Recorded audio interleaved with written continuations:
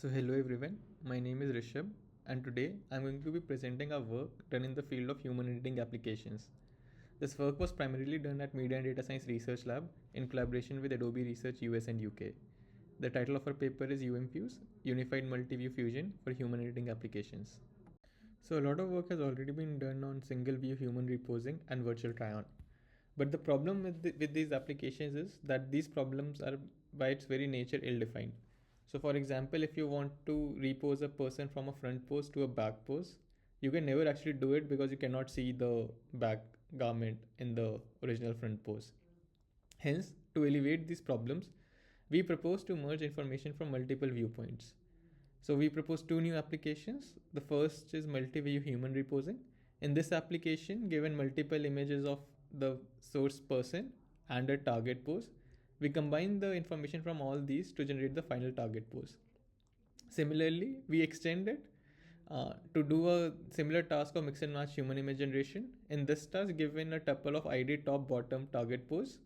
So for example, the face, the top garment, the bottom garment, and a pose, we combine all of these to synthesize an image in which uh, you would have the face of this person with the top of this person with the bottom of different person, and we take the pose from a fourth person. So essentially we combine all the four tuples.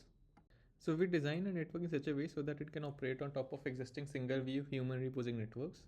So in a single view human reposing network, you have a source image, a target pose, and the goal is to synthesize a new image in which the source person is standing in the target pose. Typically, how these network operate is you have a flow-based warping module so that you can warp the source image to the target pose. Then you have a texture encoder through which you obtain texture embedding. Similarly, you also get pose embeddings from the pose key points, and then you have a GAN based or an attention based renderer to generate the final image. The core innovation that we introduced is the introduction of a multi-view fusion module. So these takes all the pose and images as input and produces an appearance retrieval map.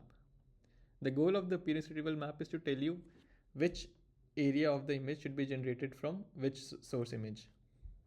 So we obtain the texture embeddings from different source images.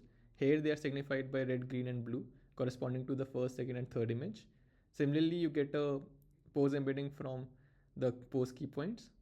And then you merge them using a weighted sum using our appearance retrieval module. How exactly it works, I'll come to later. These fused texture and pose embeddings are then passed on to a GAN based renderer to generate your final image. So before the final training, we first pre-train our multi-view fusion module so that it can learn the visibility correspondence of the image.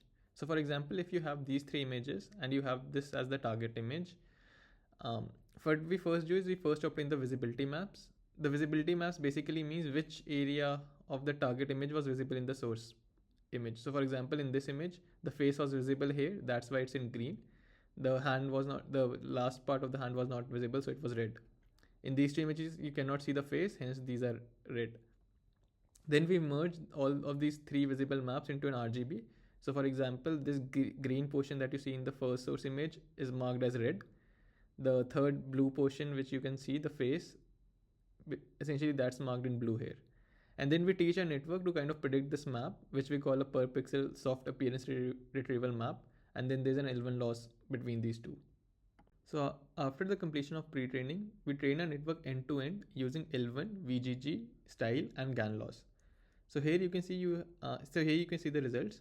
So given three different views, view 1, view 2, view 3, and a target pose, our network learns to generate the image in the final ground truth target pose. So we show the capabilities of UMFuse on top of two existing single view reposing networks. These were previously state of the art. So we show our capability with GFLA and VGFlow. This learned appearance retrieval map basically tells you, it gives you an interpretable way of how the network is fusing features. So for example, in this image, the back portion was only visible in the view 2. So you can see this as green. So this back straps are obtained using view 2. Face is visible in both view 1 and view 3. Hence, the network learns a mixture of both. So you can see that it's a mixture of red and blue. So it's kind of maroon. So this face is derived from view 1 and view 3 combined. Similarly, for other views also you can see the results. For example, here the face is derived from the first and third, so it's again maroon. The front part of the shirt, the best correspondence it can get is from the third image, so it's blue. And for the legs part, because it's not visible in anything, it still has to hallucinate. And we show that even then it depends on the capability of your underlying model. So here we show the improvement that was gained by a network on the addition of multiple views. So here Gen 1 was only generated using view 1. Gen 2 was obtained using view 1 and view 2, where view 2 was repeated twice in a network to make it compatible with 3 input views. And Gen 3 was obtained using all the 3 views. So for example, here you can see that if you just give this image to the network and ask it to generate the complete thing, it generates a woman. So it cannot really tell if it's a man or a woman. On the addition of 2 different images, it generates a man, but still if you can see the lines are very blurred simply because it doesn't get a good correspondence, as it's still the back region and you need to get a back and front both. On the addition of 3 images, you get an actual very good rendition of the human, and even the appearance retrieval map confirms that the front part of it was obtained using the view 3, which is blue, so here, and the back portion was obtained using view 2, which is green. Similarly, you can also see the improvement in other different views, other different examples. So here we show the quantitative comparison where we compare the SSIM, PSNR, LPIPs and FID of our generated image with the ground truth images. So as you increase the number of views, so 1 view, 2 view, 3 view, you see a consistent increase in all the metrics. Similarly, if you see the difference between GFLA and VGFlow, because VGFlow does better than GFLA, you see an improvement here. And then we also show that a learned appearance retrieval map is better. So Viz map is basically the map where we combined all the 3 visibility maps heuristically, and we show that if you actually teach the network to predict that map, the performance is much better. So as mentioned before, we also train a network to do the task of mix and match human image generation. So how this task is done is we take the 4 different images of the same person. We use an off-the-shelf segmentation network to obtain the face, the top garment, the bottom garment, and then we use the target pose from the final 4th image. We combine all of these using a UMFuse framework by predicting a appearance retrieval map. So here you can see that the face is obtained from the first image, red, the top garment is retrieved from second, and the bottom is retrieved from third. And then we train our model to generate the final target image. This network is trained using L1 VGG style and adversarial loss, similar to what we did for the multi-view reposing task. During the inference pipeline, because all of these are disentangled, we can use the face, top garment, and the bottom garment from all the 3 different images and pose from a 4th image to generate the final output.